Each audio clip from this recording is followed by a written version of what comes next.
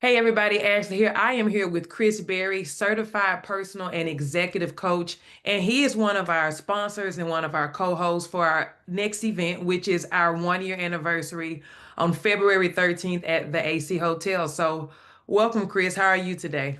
I'm doing well. Thanks so much for having me, Ashley. And Absolutely. congratulations too. Thank you. Thank you. Why don't you just start off by telling us about yourself? Yeah, so Chris Berry, as you mentioned, I am a certified personal and executive coach. I started my coaching practice a few years ago that I call coaching conversations, focusing on clarity, purpose, and direction, with the belief that we have so much more inside of us. And I just enjoy partnering with individuals and organizations, helping bring out the best of them. And my coaching is actually based on positive psychology. So it's kind of that can-do mentality. I also have an IT background as well, so I leverage some project management skills in there as well. But ultimately, I love serving individuals and um, partnering with them to see them become their best version. Yeah, and I love that you keep saying the best version. So I have had some personal coaching sessions with Chris, and it's so crazy. Like, and I was saying this earlier this week. Sometimes I feel like I have so much going on, and we just need to sit across from somebody that can kind of ground us and just lead us in the right direction to pull the best out of us. So I really like that, and you do it so I don't know. It's just it works, and I really enjoy just sitting across from you and getting my life together. Hey, well, I appreciate that, and I would say training is definitely a part of that. So it's not just by happenstance. I do think I do have a heart to do it, but I also appreciate the training that I have received as well through the years. Yeah, yeah. So let's dive in, Chris. So as someone who excels in building relationships, how has networking influenced your coaching style and the success of your programs? Yeah, when I think about networking, that at the core, it's relationships, right? Hmm. But it's also intentional relationships. Uh, One of the ways that it's impacted my coaching style, I'm always big on trying to meet people where they are, and that could be in a number of ways. Sometimes it's a networking events in person, but also I don't like to um, discount the virtual networking space as well, whether that's Right. social media or even virtual conferences. All those landscapes or spaces have been beneficial to me. Absolutely. And so have you always been a networker getting out, or did that just kind of happen when you got into entrepreneurship? Yeah, I think I always have. I'm a people person. I'm a connector, and probably to a fault. I can see things in people that they may not be able to see for themselves, and Hmm. sometimes I want it more for them. And I'm like, Yeah. oh, just go to this person, just call them, just do this.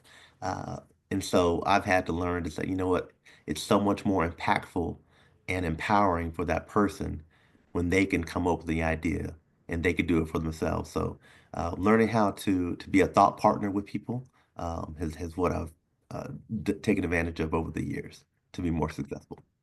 Yeah. And so help us out. Help the people out that just feel overwhelmed by networking. What are some three tips that you can offer to them? Yeah, some tips. One, sometimes I've learned that the word networking can be intimidating. Mm, So I always like to start with, what do you define networking as? Okay. Based on that, then we can have a different approach, and maybe reframe what it is we're intimidated. Because we'll network when we go shopping.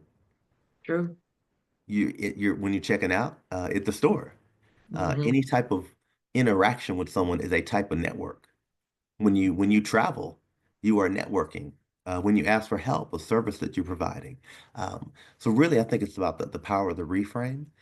When I think about tips, what comes to mind, I would say understand why you are doing what you want to do. I mean, in other words, why do I need to go to this networking event? Why do I need to attend this conference? Why do I need to get better? So once you understand your why, I think that can tie to some strategies around what you do Hmm. when you get there. Yeah. Next would be, are you ready to share your story? So that could be a 30-second elevator pitch, a digital card that you have. Um, do you Mm. have a Calendly set up to say, you know what, I'd love to connect with you afterwards? And so all those strategies are how to stay ready so you don't have to get ready, that type of Yeah, mindset. And absolutely. then finally, I would say be intentional about your follow-up and your Mm. follow-through. That's After the you've most connected, important part to me. It really, absolutely, absolutely. And have some goals while you go someplace. Maybe it's, you know what, I just want to make one meaningful conversation tonight. And that's a win. Maybe you want to collect 10 business cards. That may be a win. But it kind of goes back to what's the why? Understand your goals and understand yourself that, hey, did I show up ready to share my story and what it is that I can offer? You'd even gain. And I like to ask this question. This is the coach coming out of me. How will this event be better because I attended? yeah. And this, I love that you're going in with a giver mindset versus how can I come and make some money today? It's not about that. Absolutely. Yeah, I love that.